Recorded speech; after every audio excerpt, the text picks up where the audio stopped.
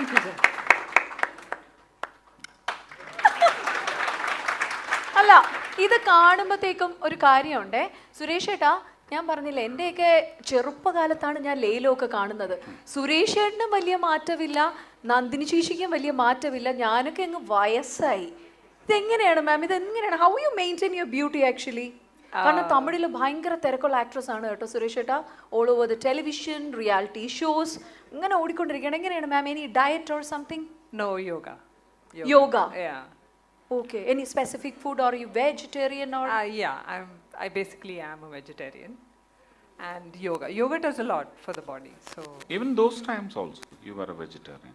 yes, sir. Yeah. Suresh ഏട്ടൻ അങ്ങനെ എന്തെങ്കിലും ഡയറ്റ് എന്തെങ്കിലും ഉണ്ടോ? ഒന്നുമില്ല, ഡയറ്റ് ഒട്ടും ഇല്ലാത്ത ഏക ജീവി ഞാനായി ലോകത്ത്. അല്ല എന്നാലും മമ്മൂക്ക പറയുന്ന കേട്ടിട്ടുണ്ട് സുരേഷ് ഏട്ടാ, ഒരു നടനെ സംബന്ധിച്ച് ശരീരമാണ് അവന്റെ ആയുധം എന്ന്.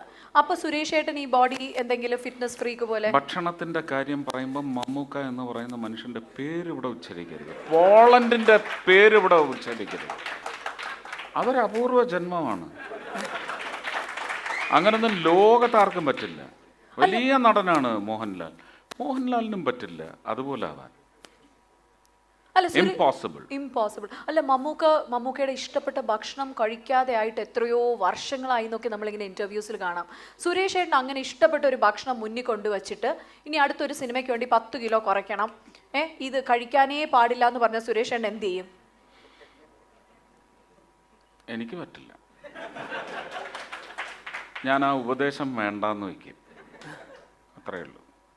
എൻ്റെ അടുത്ത് ഇപ്പം എൻ്റെ ഡോക്ടർ മോഹൻസ് ക്ലിനിക് ചെന്നൈ, അദ്ദേഹം പറഞ്ഞിരിക്കുന്നത് കഴിഞ്ഞ ഓഗസ്റ്റ് 15-നാണ് എനിക്ക് ഫുൾ ചെക്കപ്പ് ഉണ്ടായിരുന്നു. അപ്പോൾ അദ്ദേഹം പറഞ്ഞത് എൻ്റെ ഷുഗറിനുള്ള മരുന്നെല്ലാം നിർത്തിത്തരാം, ഒറ്റ കണ്ടീഷൻ, 6 മാസത്തിനുള്ളിൽ ഫെബ്രുവരി 15-നുള്ളിൽ എൻ്റെ 107 കിലോ 100 കിലോ ആവണം. അതിനുശേഷം പിന്നെ ഒരു 9 മാസത്തിനുള്ളിൽ ആ 100 കിലോ 93 കിലോ ആവണം എന്ന് പറഞ്ഞ് എന്നെ അവിടെ നിന്ന് ഇറക്കി വിട്ടിരിക്കുകയാണ്. ഇപ്പോൾ ഒരു 2-2.5 കിലോ കുറഞ്ഞിട്ടുണ്ട്. അത് പക്ഷേ ഞാൻ അതിനുവേണ്ടി കഠിനാധ്വാനം ഒന്നും നടത്തിയിട്ടല്ല, കുറച്ച് നടത്തം കൂടുതൽ നടന്നു. അപ്പോൾ അതിൻ്റെ പശ്ചാത്തലത്തിൽ ഒരു 2.5 കിലോ എനിക്ക് കുറഞ്ഞു. പിന്നെ അതിൻ്റെ തിരിച്ചടി എന്ന നിലയ്ക്ക് ചില വക്രങ്ങളുടെ എല്ലാം കുബുദ്ധി പ്രയോഗങ്ങളെല്ലാം വരുന്നതിൻ്റെ പേരിൽ ഒരു കിലോ ഇങ്ങോട്ട് ഉടനെ തന്നെ കുറയും. You know, ma'am, we were saying actually he's one guy who act only in movies, who doesn't act in real life. Kind of a real life star ആണ് സുരേഷ് ഏട്ടൻ എന്ന് ഞങ്ങൾ എല്ലാവരും പറയാറുണ്ട്. മാമിൻ്റെ അന്നത്തെ ഓർമ്മകൾ എന്തായിരുന്നു during the shooting of the ലേലം സുന്ദര പുരുഷൻ? ആ കെമിസ്ട്രി എങ്ങനെ ഓർത്തെടുക്കുന്നു മാം? ഒറ്റ കാര്യം ഞാൻ പറഞ്ഞോട്ടെ, ഒരുപാട് കേക്ക്, ഒരുപാട് പാലപ്പം, അല്ലെങ്കിൽ ഒരുപാട് ഭക്ഷണം ഞാൻ എവിടെ നിന്നെല്ലാം വാങ്ങിച്ചുകൊണ്ട് കൊടുത്തിട്ടുണ്ടെന്ന് ചോദിച്ച്, ആലപ്പുഴ വഴി വരുമ്പോൾ അവിടുന്ന്, കണ്ണൂരിൽ നിന്ന് വരുമ്പോൾ അവിടുന്ന്, കോഴിക്കോട് നിന്ന് എല്ലാം എത്ര ഭക്ഷണമാണ് ഞാൻ വാങ്ങിച്ചു കൊടുത്തിരിക്കുന്നത്. Yeah.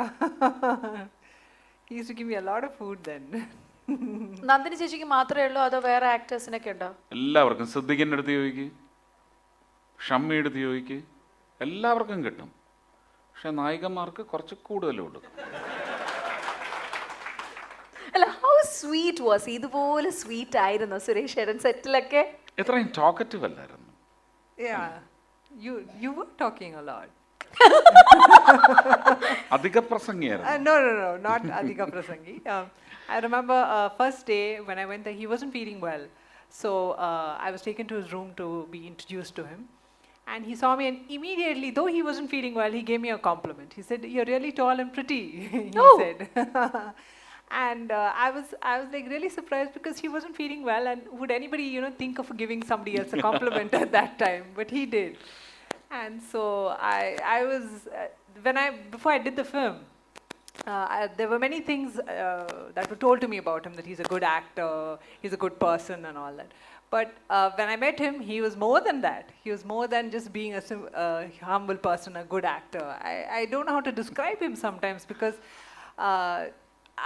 അപ്പോൾ എനിക്ക് ഒട്ടും മലയാളം അറിയത്തില്ല, മനസ്സിലാവുന്നില്ല. ആൻഡ് റീടേക്ക് ആഫ്റ്റർ റീടേക്ക് ഒരു ടൈം ദേഷ്യം പറ്റതേ ഇല്ല. എന്നാലും which was one word actually മാമിന് ഏറ്റവും കഷ്ടം തോന്നിയത് ഏതായിരുന്നു ടു പ്രൊനൗൺസ് ഓൺ മലയാളത്തിൽ? Oh, I don't remember that because there were so many dialogues there. It was a tongue twister for me then.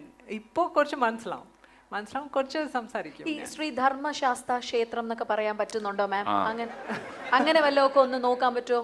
Shri ധർമ്മശാസ്ത്ര ക്ഷേത്രം, മാളികപ്പുറം രണ്ടാം ഭാഗം നായികയാണ്. അല്ല എന്നാലും മാം ഹൗ വാസ് ലൈക്ക്, കാരണം ജോഷി സർ എന്ന് പറയുന്ന ഒരു ലെജൻഡ് ആസ് എ ഡയറക്ടർ, ഒരു ഭയങ്കര super star as A hero, so അന്ന് എന്തെങ്കിലും ഒരു ടെൻഷൻ പ്രഷർ ഒക്കെ ഉണ്ടായിരുന്നോ മാമിന്?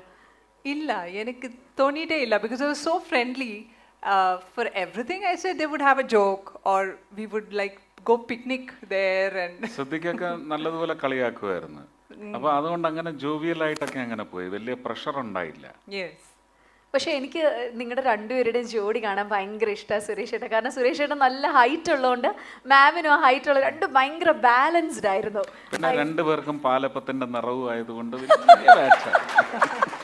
ഈയിടയ്ക്ക് അദ്ദേഹത്തിന്റെ ഒരു പഴയ നായിക എന്ന് പറയുമ്പോൾ ലേലം, സുന്ദരപുരുഷൻ എന്നീ ഹിറ്റ് സിനിമകളിൽ സുരേഷ് ഗോപിയുടെ നായികയെ അഭിനയിച്ച നന്ദിനി സുരേഷ് ഗോപിക്ക് ഒരു സർപ്രൈസ് അഭിമുഖം നൽകിയിരുന്നു, അല്ലെങ്കിൽ സർപ്രൈസ് വിസിറ്റ് നൽകിയിരുന്നു. അപ്പോൾ ആ വേദിയിലേക്ക് നന്ദിനി വരുന്ന കാര്യം സുരേഷ് ഗോപിക്ക് അറിയില്ലായിരുന്നു.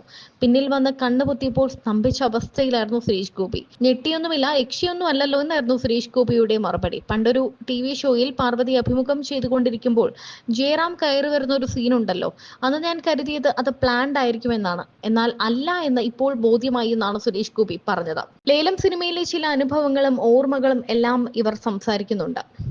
നന്ദിനിക്ക് ഇപ്പോഴും ഒരു മാറ്റവുമില്ല. അന്ന് സിനിമയിൽ ഒരു പാലപ്പത്തിന്റെ നിറമാണ് എന്ന് നന്ദിനിയെ നോക്കി പറയുന്നൊരു രംഗമുണ്ട്. അത് നന്ദിനിയെ കണ്ടതിന് ശേഷം രഞ്ജി പണിക്കർ എഴുതി ചേർത്ത ഡയലോഗാണെന്നാണ് സുരേഷ് ഗോപി വെളിപ്പെടുത്തിയത്. താൻ ഇതുവരെ പാലപ്പം കഴിച്ചിട്ടില്ല എന്ന് തന്റെ പഴയ നായിക പറഞ്ഞപ്പോൾ അത് വാങ്ങിക്കൊടുക്കാനും മാറിക്കൊടുക്കാനും വരെ സുരേഷ് ഗോപി തയ്യാറായി. ലേലം സിനിമയുടെ ലൊക്കേഷനിൽ വെച്ച് നന്ദിനിക്ക് ഒരുപാട് ഭക്ഷണം വാങ്ങിക്കൊടുത്തതായും സുരേഷ് ഗോപി പറയുന്നുണ്ട്. അന്നും നന്ദിനി വെജിറ്റേറിയൻ ആയിരുന്നു എന്ന് സുരേഷ് ഗോപി ഇപ്പോഴും ഓർക്കുന്നു. ആദ്യമായി കണ്ടപ്പോൾ സുന്ദരിയാണ് എന്ന് സുരേഷ് ഗോപി പറഞ്ഞത് ഇപ്പോഴും നന്ദിനിക്കും വളരെ നല്ല ഓർമ്മയാണ്.